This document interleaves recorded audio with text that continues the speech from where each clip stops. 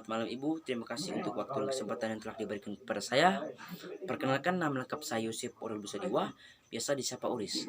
Di sini saya akan menjelaskan bagaimana alur perpajakan yang ada di Indonesia serta fungsi pajak bagi perekonomian di Indonesia. Sebelum itu, kita harus mengetahui terlebih dahulu apa pengertian dari pajak.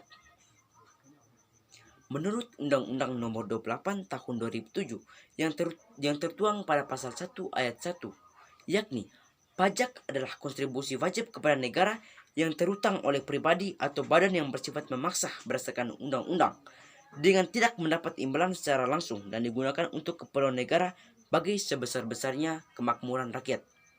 Alur perpajakan yang digunakan oleh negara Indonesia adalah alur perpajakan administrasi, di mana alur perpajakan ini terdiri dari 4 tahapan.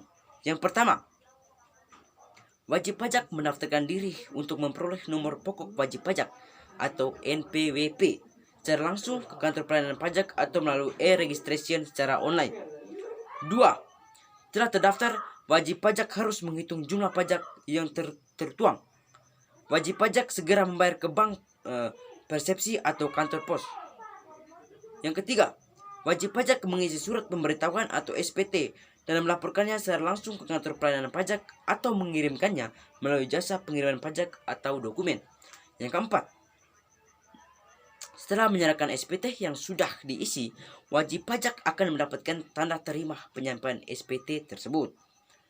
Di sisi lain juga, pajak sangat penting dalam mengatur pertumbuhan ekonomi melalui kebijakan pajak. Di sisi lain, pajak mempunyai peranan yang sangat penting dalam kehidupan bernegara. Pajak mempunyai beberapa fungsi, antara lain. Yang pertama, fungsi anggaran, yaitu pajak dijadikan alat untuk memasukkan dana secara optimal ke kas negara berdasarkan undang-undang perpajakan yang berlaku. Sehingga, pajak berfungsi membiayai seluruh pengeluaran-pengeluaran yang berkaitan dengan proses pemerintahan.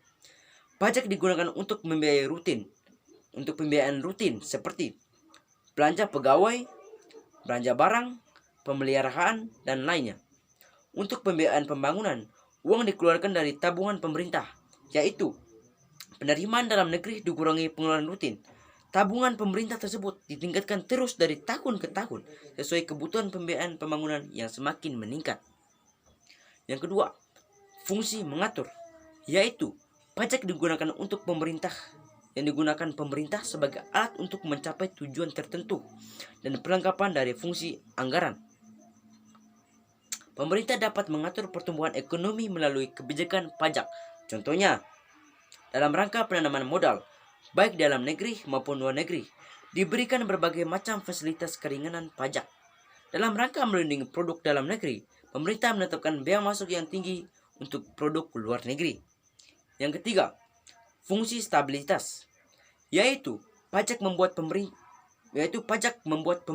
pemerintah memiliki dana untuk menjalankan kebijakan yang berhubungan dengan stabilitas harga, sehingga inflasi dapat dikendalikan.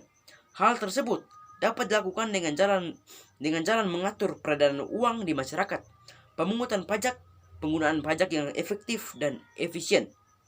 Yang keempat, fungsi restribusi pendapatan, yaitu pajak digunakan untuk membiayai semua kepentingan umum, termasuk untuk membiayai pembangunan sehingga dapat membuka kesempatan kerja, sehingga dapat meningkatkan pendapatan masyarakat. Pajak merupakan sumber utama penerimaan negara. Tanpa pajak, sebagian besar kegiatan negara sulit untuk dapat dilaksanakan. Penggunaan uang pajak meliputi mulai dari belanja pegawai sampai dengan pembiayaan berbagai proyek pembangunan. Pembangunan sarana umum seperti jalan-jalan, jembatan, sekolah, rumah sakit, puskesmas, kantor polisi dibiayai dengan menggunakan uang yang berasal dari pajak.